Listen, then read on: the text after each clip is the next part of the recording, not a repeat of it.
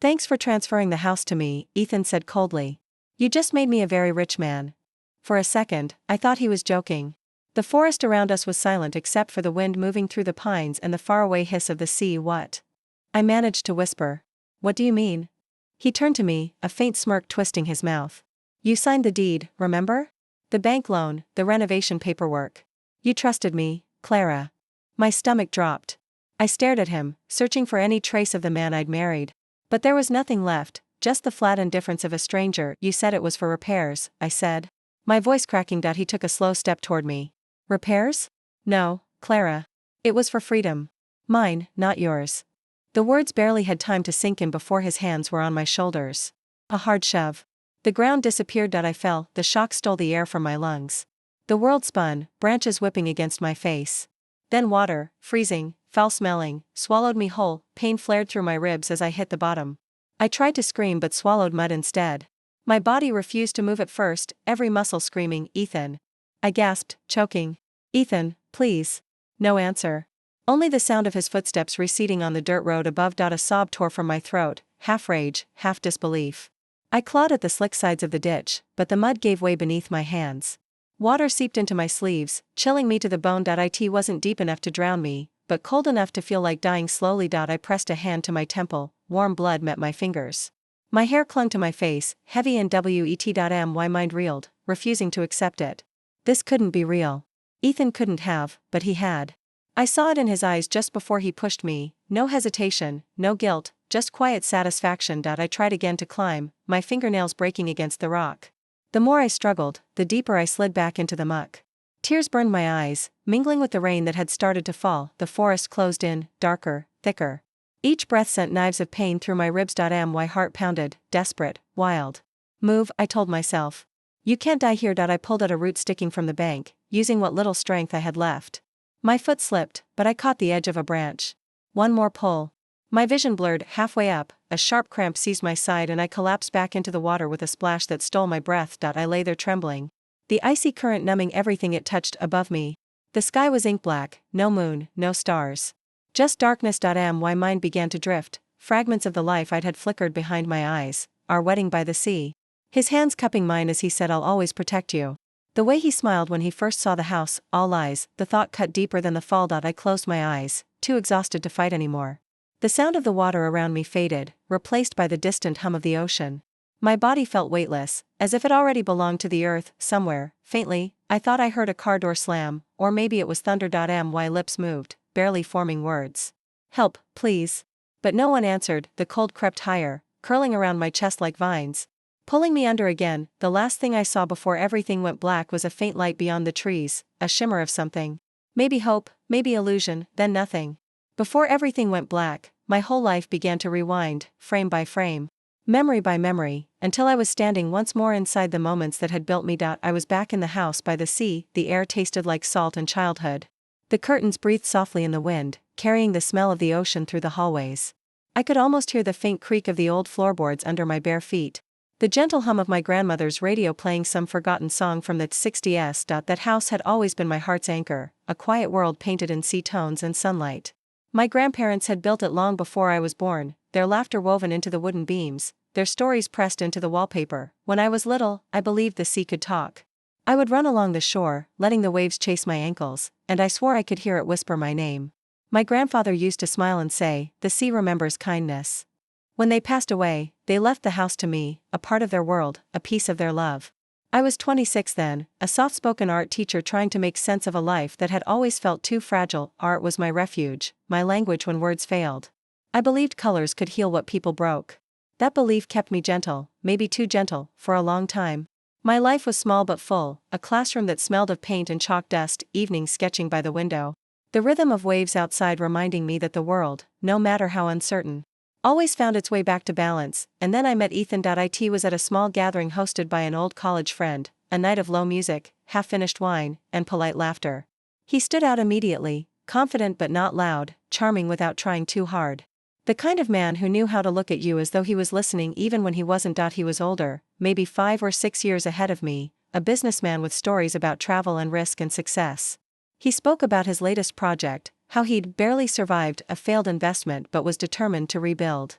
His honesty, or what I thought was honesty, drew me in. He asked about my work, my art, the house I loved so much. When I told him it was my grandparents' home, his eyes softened. That's rare, he said. Having something that carries history. You must feel safe there. Safe. That word. I clung to it like a promise. He visited often after that, bringing coffee, helping me patch the porch, sitting beside me while I painted. He watched me the way an artist studies light, careful, curious, deliberate. I thought it was love. I thought I was lucky. When he proposed a year later, it was at sunset, right on the deck of that same house.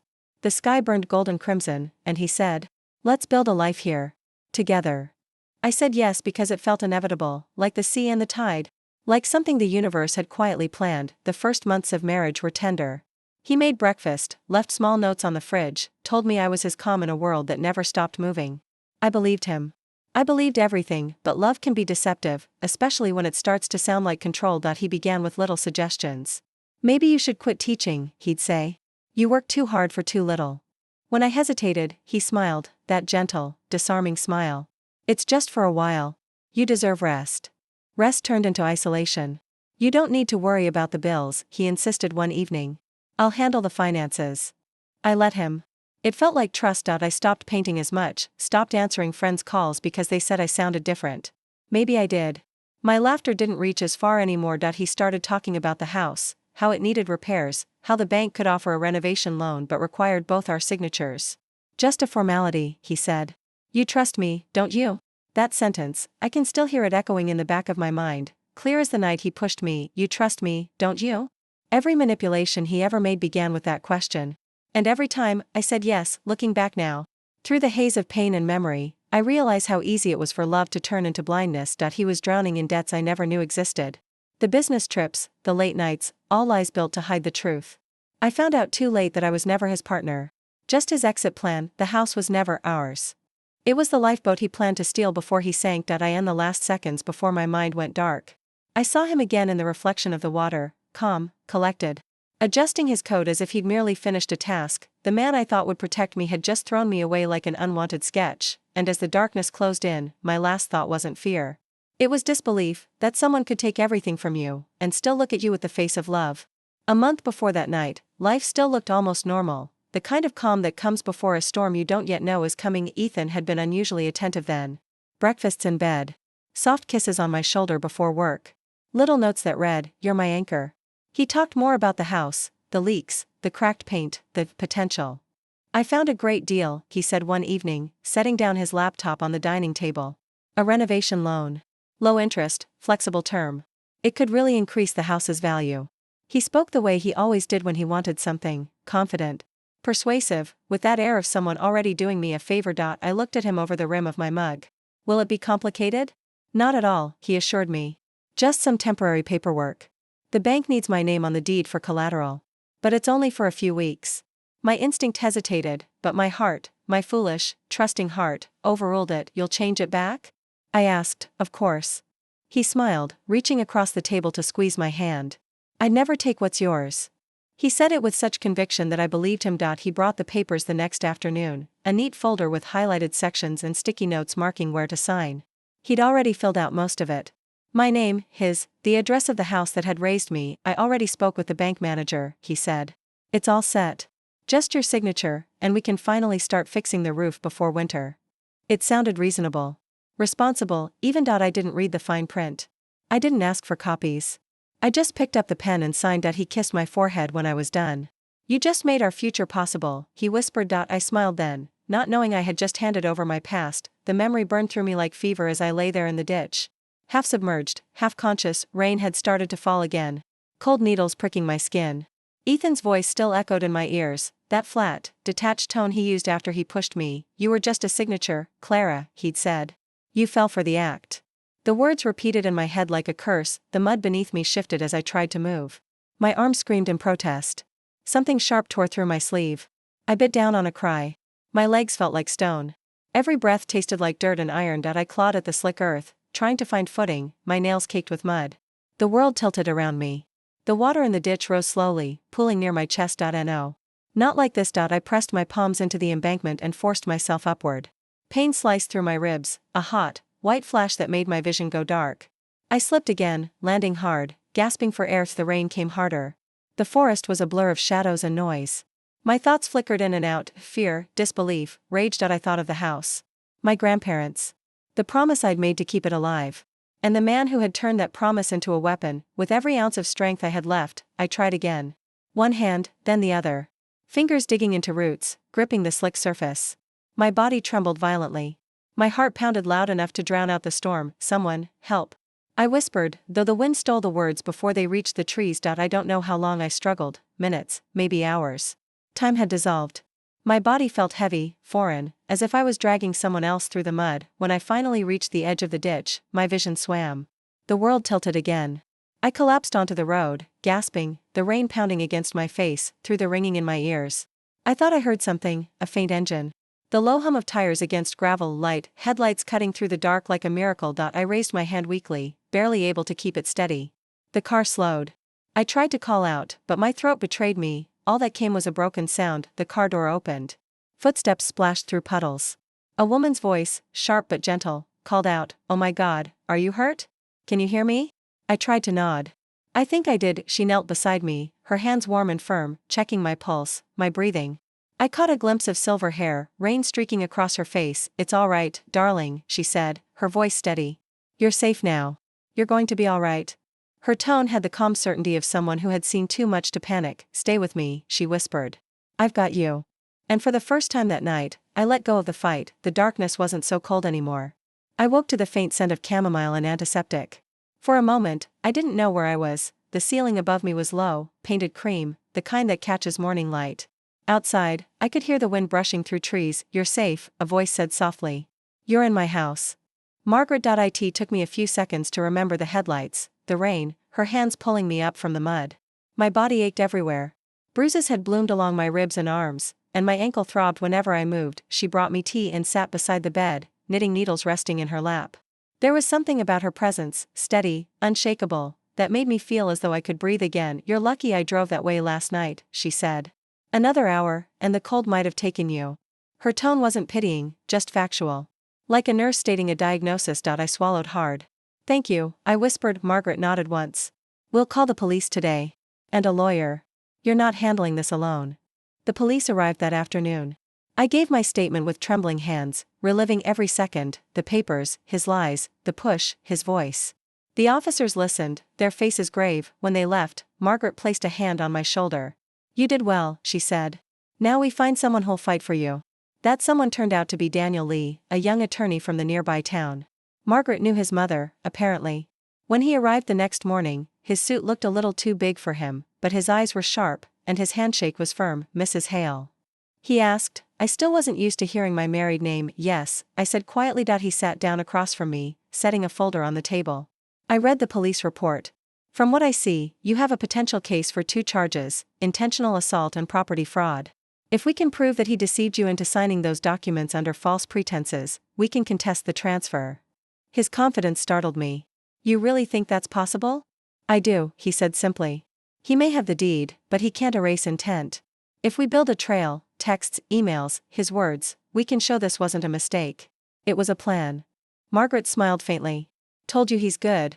For the first time in weeks, something inside me flickered, not quite hope, but close. 2 days later, I learned that hope can't exist without fear. It was late afternoon when the knocking started, hard, impatient. Margaret froze, her hands stilling over the teapot. "Stay here," she murmured, stepping toward the door, but when she opened it, Ethan was already halfway inside. He looked different, hollow-eyed. His charm curdled into something sharper. His voice was low, dangerous. "You've been busy," he said. "Police, lawyers. Cute." I stood behind Margaret, my body stiff. "What do you want?" He turned his gaze on me, cold, precise. "What I deserve. My house." "That house was never yours," I said. He laughed, a dry, humorless sound. "You have no proof. Everyone believes me. You think anyone's going to side with the hysterical wife who signed everything away?" Margaret moved between us, her chin raised. "You need to leave," she said. Ethan's eyes narrowed. "Careful, old lady. Don't get involved in things you don't understand." "I understand more than you think," she replied. He glared at her one last time, then turned to me. "You're wasting your time, Clara. Walk away before you embarrass yourself." When he left, the silence that followed was deafening. My hands shook, but not from fear, from fury. Margaret exhaled slowly. "You all right?" I nodded, though my throat felt tight. He's wrong, I said. I do have proof. I'll find it. That night, I sat at Margaret's kitchen table, surrounded by papers and half-drained cups of coffee. Every drawer of memory I opened felt heavy, painful: receipts, bank statements, messages, anything that might show how he planned it all. Daniel called the next day, his tone brisk but encouraging. Keep everything you can find. Even drafts of emails. Anything that shows a timeline. So I did. I dug through old folders, pulled up text messages on my phone.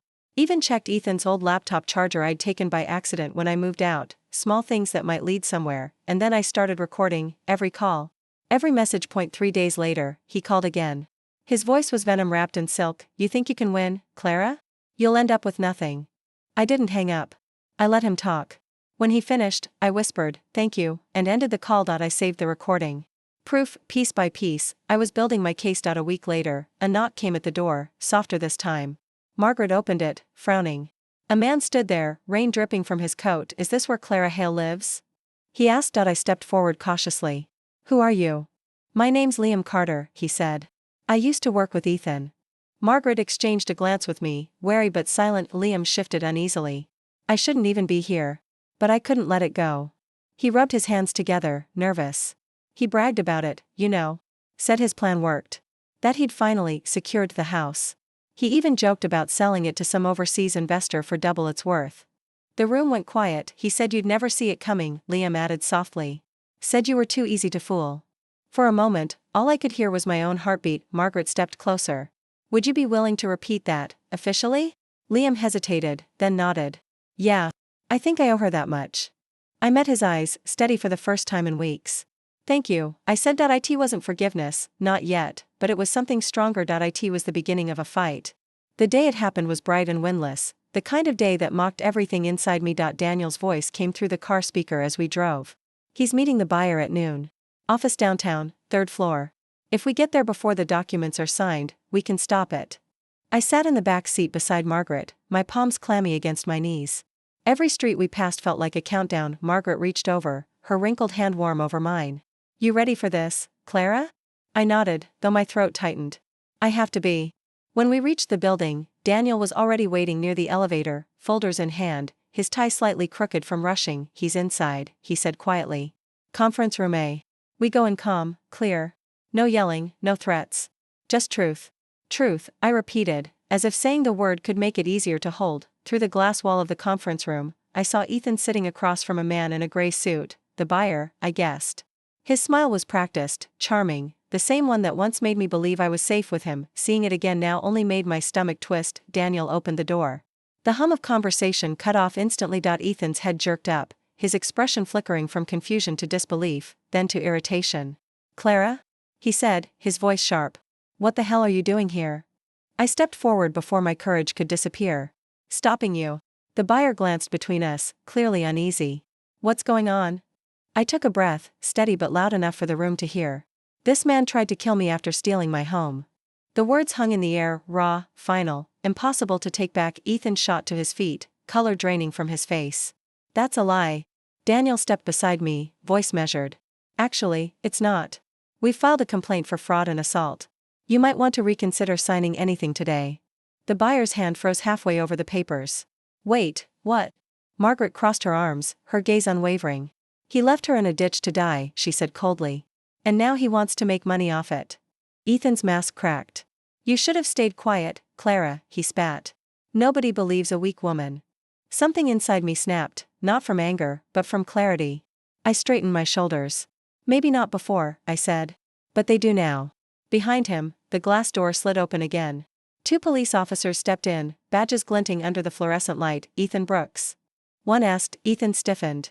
What is this? The officer's tone was calm, rehearsed. You're under arrest for aggravated assault and property fraud. We have a warrant to temporarily seize the property in question pending investigation. Daniel handed the officer a sealed envelope. The evidence is all here, phone recordings, signed statements, financial transfers. Ethan turned to me, his face twisted with disbelief. You set me up. I met his gaze, steady. No, I said softly. You did that yourself. They cuffed him, his protests echoing through the hallway as they led him out. The buyer mumbled an apology and hurried after the officers, leaving the contract abandoned on the table, and signed, forgotten. When the room finally fell silent, my knees almost gave out. Margaret pulled me into a hug before I could stop shaking. "You did it," she whispered. "It's over." Daniel smiled faintly, exhaustion lining his face. "We stopped the sale. The house is frozen until the court hearing. You're safe, Clara." Safe, the word felt foreign. Fragile, but for the first time, I wanted to believe it. I looked out the window at the sunlight spilling over the city, and felt something shift inside me, not relief exactly, but release. For months, I'd been trapped in the storm he created. Now, for the first time, I could see the sky again. The weeks that followed were quieter than I expected, a kind of silence that didn't feel empty, just necessary. For the first time in years, there was no shouting, no fear of footsteps approaching the door, no looking over my shoulder. Just the sound of the sea outside and the kettle whistling in Margaret's kitchen. I stayed with her for a while, long enough for my body to heal and my breathing to slow. Every morning she would insist I eat something before starting the day, and every night she'd remind me to rest. "You're not broken, dear," she said one evening as we sat on her porch, the horizon fading into a wash of pink and blue. "You're just starting over." Her words settled deep inside me, like sunlight finding its way through clouds. A month later, Daniel called to tell me that the first hearing went in our favor. Liam had shown up, clean-shaven, nervous but determined. He testified about everything: the conversations at work, the bragging, the threats. The judge ordered a temporary hold on the property. The house couldn't be sold or transferred until the full case was resolved. When Daniel finished explaining, I couldn't speak for a moment. All I managed was a quiet, "Thank you." He smiled through the phone. "Don't thank me, Clara. You did the hard part." In time, the bruises faded. The nightmares came less often. I started walking along the shoreline again, slow steps at first, the air sharp and cold against my face. Every wave that touched my feet felt like a reminder I was still here. Margaret encouraged me to join a women's support group in town. The first meeting was hard. Sitting in that circle, listening to others speak their truths, I felt the old shame rise up like a tide. But when it was my turn, something unexpected happened. I told them everything, not perfectly, not bravely, just honestly, and when I finished, a woman across from me, maybe in her 40s, reached out and squeezed my hand. "You survived," she said. It was the first time I allowed myself to believe it. With time, I found a small job posting on the bulletin board at the community center: art instructor needed, part-time, flexible hours. I stared at the paper for a long time, tracing the words with my thumb. Teaching art had once been the purest joy in my life, before everything else dimmed it. When I called, the director, a kind man named Michael, told me they'd love to have me. The first day I walked into that bright little classroom filled with paints and paper, I felt something inside me spark again. The children's laughter, their messy hands, the way they looked at the world, all of it reminded me that beauty didn't need to be perfect. It just needed to exist. Every class, I'd watch them mix colors, smear them across paper without hesitation. "Don't be afraid to start over," I'd tell them. "Every blank page is a second chance." Maybe I was speaking to myself, too. Now, mornings are mine again. I wake before sunrise, when the world is still soft and pale. I make coffee, strong, just the way I like it, and stand by the window with a sketchbook in hand. The ocean stretches beyond the glass, endless and alive. The same sea that once felt like the edge of the world now feels like freedom. Sometimes, I draw it. Sometimes, I just watch the waves crash and retreat, over and over, a rhythm I've come to trust. They remind me that even after destruction, there's always movement. Always renewal. Margaret still visits every weekend, bringing homemade bread and stories about her late husband. Liam drops by occasionally, checking in, always a little awkward but kind. Daniel sends updates about the case. It's slow, but steady. My life isn't perfect. There are still moments of loneliness, still flashes of memory that sting. But there's peace now, too. Real peace. And sometimes, as I sit with a cup of coffee, the morning light spilling across my sketchbook, I whisper to myself, not as a promise, but as a fact, I'm home. The trial ended 6 months later. It wasn't loud or dramatic, just the quiet sound of the gavel striking wood, the words, "property returned to rightful owner." I didn't cry then. I just breathed. For the first time, it felt like the air filled my lungs all the way. Now it's spring again, the sea is softer, gentler somehow. And the salt in the air feels less like a wound and more like a reminder that everything changes. Even pain. This afternoon, Margaret arrived with a box of tulip bulbs and her usual determination. "We're planting today," she declared. "This place needs color again." Liam showed up not long after, carrying a shovel in one hand and a bag of soil in the other. "I'm just here for moral support," he said. Though within minutes he was already knee-deep in dirt. Laughing under his breath. I watched them for a while from the porch, the two people who had stood by me when everything else collapsed. Then I knelt down beside them, my fingers sinking into the cool soil. The earth felt alive beneath my hands. I hadn't touched it since before Ethan. Since before everything. Margaret patted the ground beside me. Go on, dear. Plant something for yourself this time. I smiled faintly and took a tulip bulb, pressing it into the soil. The wind carried the scent of salt and rosemary from the garden, and the sunlight caught on Margaret's silver hair. After a while, I said quietly, I thought he took everything from me. My voice trembled. But only a little. But he never took me. Margaret looked up, her eyes soft but steady. A house can be stolen, she said, her lips curving into a smile. But a spirit like yours can't. Liam chuckled. I'll second that. I laughed, really laughed, and the sound surprised me. It had been so long since I'd heard it, light and unguarded. We worked until the sun began to dip toward the horizon, painting the sky in golden rose. The last of the bulbs went into the ground, our hands covered in dirt, the air filled with the sound of waves against the rocks. Margaret straightened slowly, brushing her palms against her apron. There, she said. New beginnings. I looked around, at the garden. At the house that had once been a symbol of betrayal but now felt like home again. The ocean breeze lifted my hair, and for a moment, everything was still, the light, the sound, the peace. I closed my eyes and let it all sink in. Sometimes, I whispered, more to myself than to anyone else, losing everything is how you finally find yourself. Margaret smiled beside me. Liam said nothing, just looked toward the sea with a quiet reverence. The tulips swayed gently in the wind, their roots claiming the earth beneath them, fragile, yet unbreakable, just like me.